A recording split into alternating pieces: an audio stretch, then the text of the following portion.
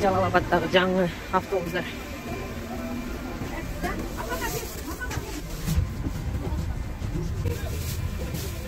Зарядка сая турган жери дагы бар экен.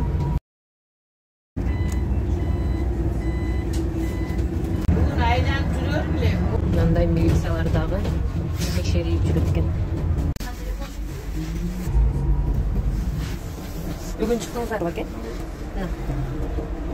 Болсун.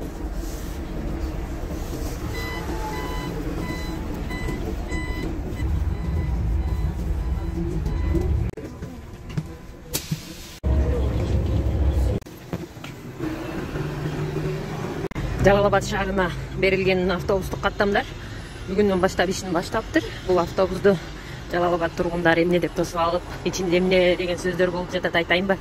Ташиев алып келген автобустар ишке түшүптүр дейт. Анан Жалал Абадда азыр бир дагы таштак шагал жол жок. Баарын оңдоп, Жалал Абадыбыз өнүгүп өсүп ошентат. Анан жолдорду дагы Ташиев оңдогон жолдор деп ошентип кабыл алабыз да.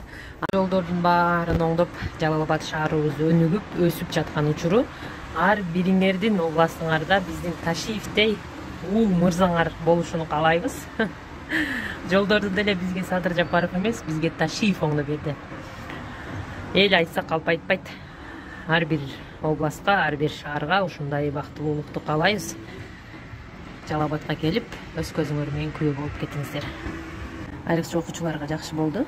Себеби көп маршруткалар толуп калгандан же кээ биркилери бар атайлап эле балдарды албай койгон учурлары бар. Булар болсо балдарга ыңгайлуу, кеңири, бардыгы адам батат.